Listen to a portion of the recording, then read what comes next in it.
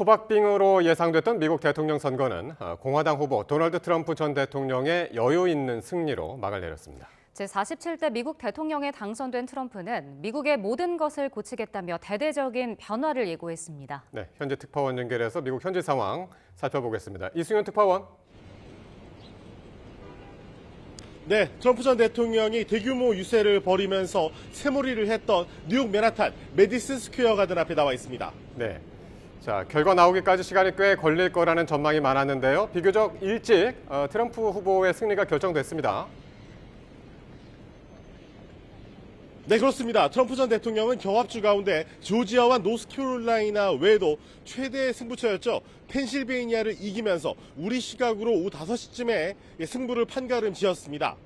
경합주에서 바이든 대통령 당선을 뒷받침했던 흑인 남성 유권자들이 이번엔 트럼프에게 적지 않은 지지를 보낸 게 영향을 미쳤다는 평가입니다.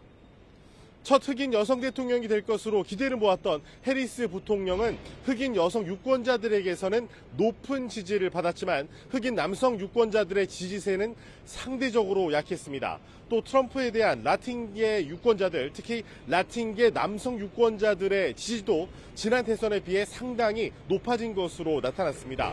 트럼프 전 대통령이 불법 이민에 대한 강경한 입장을 고수해왔지만 미국에서 태어난 라틴계 유권자는 이런 메시지가 자신에 관한 이야기라고 여기지 않았다는 분석도 나오고 있습니다. 네, 앞서 트럼프 전 대통령은 일찌감치 승리 선언을 했었죠.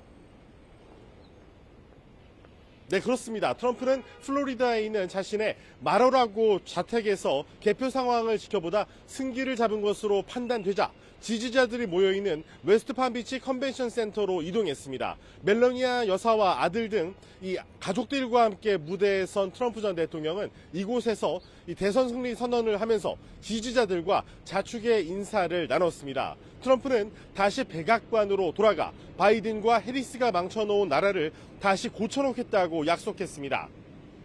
트럼프 전 대통령의 정식 취임은 내년 1월 20일로 곧 인수위를 꾸리고 2기 행정부 구상에 본격 착수하게 됩니다. 트럼프 전 대통령의 얘기를 직접 들어보시죠. We're going to help our country here. We have a country that needs help, and it needs help very badly. We're going to fix our borders. We're going to fix everything about our country. And we made history for a reason tonight, and the reason is going to be just that. 반면 해리스 부통령은 당초 목요인 워싱턴 DC의 하워드대에서 개표 결과를 지켜본 뒤에 지지자들 앞에 설 예정이었지만 개표 분위기가 예상대로 진행되지 않으면서 연설 계획을 취소했습니다.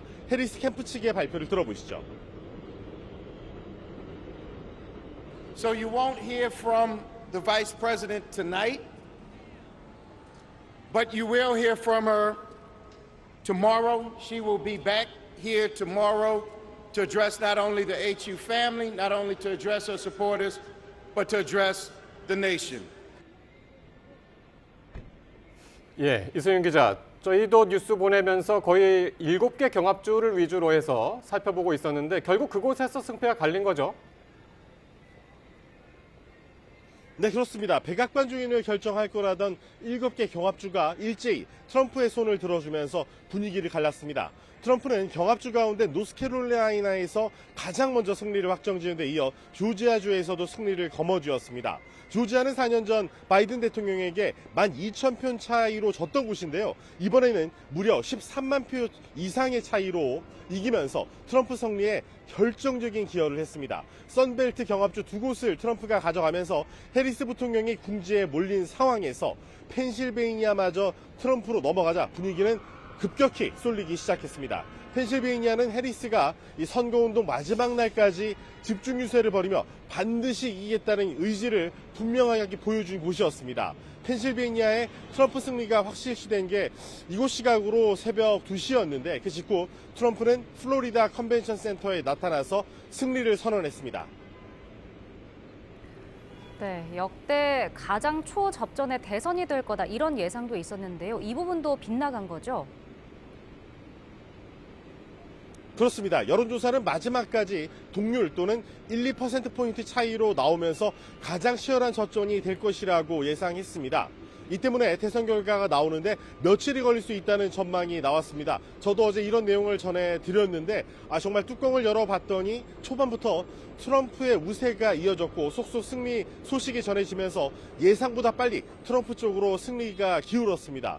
미국 언론들은 트럼프가 2016년과 22년 모두 이 여론조사보다 실제 투표에서 높은 득표율을 기록했지만 이번엔 여러 보정을 통해서 실제 표심과의 격차를 줄였다고 밝혔습니다. 샤이 트럼프를 확실하게 잡아냈다는 거였는데요. 결국 이번에 잡아내지 못했습니다. 이번에도 예측은 빗나갔습니다. 또 선거인단 투표와 달리 국민투표에서는 미국 민주당이 유리하고 이번에도 해리스의 승리가 점쳐졌지만 이번엔 트럼프가 전체 투표수에서도 앞서면서 미국 민주당의 국민투표 승리 공식도 깨졌습니다. 미국 언론들은 거의 모든 주에서 미국 공화당 쪽으로 표심이 이동했고 델라웨어와 버몬트 같은 민주당의 전통적인 강세 지역도 트럼프 득표율이 올라갔다고 분석했습니다. 뉴욕타임스 칼럼니스트는 미국이 좌우로 분열된 나라라고 알고 있었지만 이제 그 프레임을 바꿔야 할 것 같다면서 사실은 트럼프가 지배하고 있는 나라일 수도 있다고 쓰기도 했습니다. 예, 지금 현지 시간이 이제 그 선거 다음 날 6일 아침이기 때문에 지금 아침 해가 뒤로 반사되는 게 아닌가 지금 싶은데 자, 일단 이렇게 말씀하신 대로 트럼프의 백악관 재입성에 성공을 했고 그런데 이 와중에 공화당이 상원 다수당도 또 탈환을 했다고요? 네, 그렇습니다. 대선과 함께 상하원 선거도 치러졌는데 이 공화당이 민주당이 차지했던 지역구를 뺏어오면서 다수당이 됐습니다. 지금까지 네브라스카와 웨스트 버지니아, 오하이오주 등에서 승리하면서 100석 가운데 최소 51석을 확보했습니다. 공화당이 상원 다수당을 점한 건 4년 만인데요. 하원 선거 결과는 아직은 불확실하지만 공화당이 앞서고 있습니다. 백악관과 상하원 모두 공화당이 가져갈 가능성도 배제하지 못할 상황이 됐습니다.